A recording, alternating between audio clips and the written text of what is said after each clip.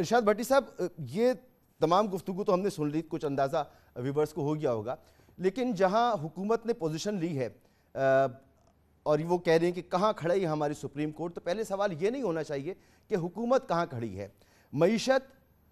یہ جو law and order کی سچویشن پیدا ہوئی، جو کنٹرول نہیں ہوئی، ہاتھ سے نکل گئی، انٹرنیٹ بند کرنا پڑا، دفعہ 144 پورے ملک میں لگانی پڑی، غیر معمولی حالات پیدا ہو گئے ملک کے اندر، تو اس صورتحال میں پہلا سوال یہ نہیں ہونا چاہیے کہ حکومت کہاں کھڑی ہے معیشت کی بدحالی کے ساتھ؟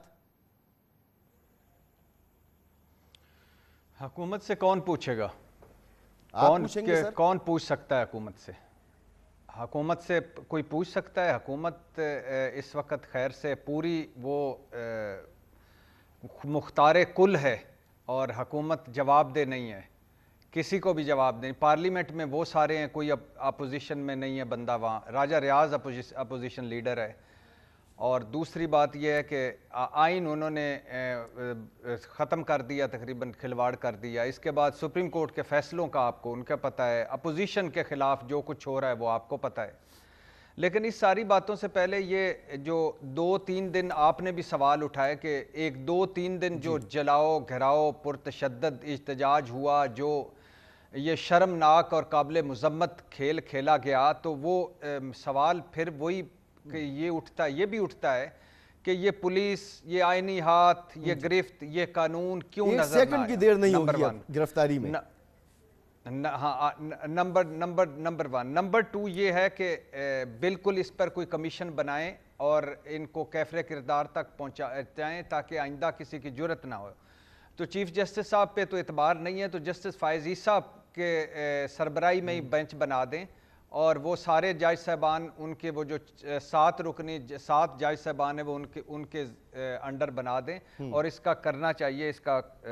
ہونا چاہیے 100%۔ لیکن بھائی جان یہ مجھے بتائیے کہ مولانا صاحب روئے رواں ہیں جو اس دھرنے کے، اور لاسٹ دھرنا جب پی ڈی ایم 3.5 سال ہمیں جمہوریت، آئین کی بالادستی اور سارا کچھ سکھا رہی تھی اور کہہ رہی تھی فوج سیاست سے آؤٹ ہو، تو وہ خیر سے وہ خود ہی بتا رہے تھے کہ میں فوج سے ڈیل کر کے گیا تھا کہ عمران خان کی حکومت کو ہٹایا جائے، فارغ کیا جائے، الیکشن کروائے جائیں۔ یہ تھی یعنی ان کی اس وقت جمہوریت اور اس وقت آئین کی بالادستی۔ اور اس وقت اب مجھے بتائیں، اب مجھے سوال یہ پیدا ہوتا ہے کہ یہ جو مولانا صاحب ٹیڑھی انگلی سے گھی نکال رہے ہیں، جی سیدھی انگلی سے تو ویسے اب کوئی نہیں رہا، کہ یہ جو 24 کروڑ لوگ ہیں جن کا تیل نکلا ہوا ہے مہنگائی میں، بے روزگاری میں، غربت میں، یہ جو چلتی پھرتی لاشیں ہیں جن کا انہوں نے 13 مہینوں میں ملک کا سوا ستیہ ناش کر دیا ہے، تو اب ٹیڑھی انگلی سے اور کتنا گھی نکالنا ہے؟ آپ کا بیٹا وزیر ہے، 3 بہترین وزارتیں آپ کے پاس ہے، سمدی گورنر کے پی ہے، ڈپٹی اسپیکر قومی اسمبلی آپ ہیں، ڈپٹی چیئرمین سینٹ آپ ہیں، آپ چارٹرڈ فلائٹوں پہ آتے جاتے ہیں، اور کتنا گھی اس ڈبے سے نکالنا ہے؟ اور رحم کریں، اور کس کو آپ مکہ دکھا رہے ہیں، ڈنڈا دکھا رہے ہیں؟ کون کہے گا؟ یعنی آپ اپنے آپ کو ہی ڈنڈا مارنا چاہتے ہیں، اپنے آپ کو ہی مکہ مارنا چاہتے ہیں، اپنے آپ کو ہی تھپڑ مارنا چاہتے ہیں۔ تو بات یہ ہے بھائی جان کہ پی ڈی ایم اور یا یہ جو دھرنا دے گی، مطلب چیف جسٹس کے خلاف دھرنا دے گی، جی تو اب ایک باقاعدہ منظم تحقیقی مہم چلا چکے، یہ کردار کشی کا چیف جسٹس اور 3 رکنی بینچ کا ہر بار آزما چکے، یہ سپریم کورٹ تقسیم کر چکے، یہ سپریم کورٹ کے فیصلے نہ مان چکے، یہ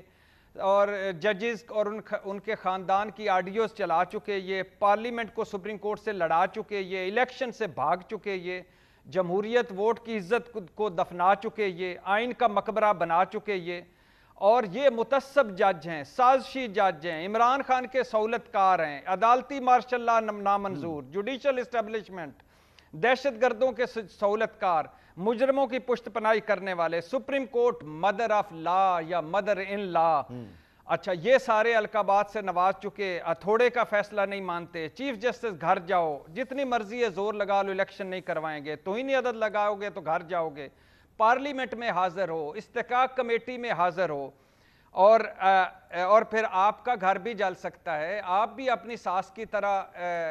جوائن کر لیں پی ٹی آئی، اور ایسے محبت بھرے پیغامات چلا کر اب آخری رہ گیا تھا، یہ دھرنا رہ گیا تھا، جو عدلیہ کی طرف پھینکا نہ گیا، وہ بھی آ جائیں دھرنا کر لیں۔ ہاں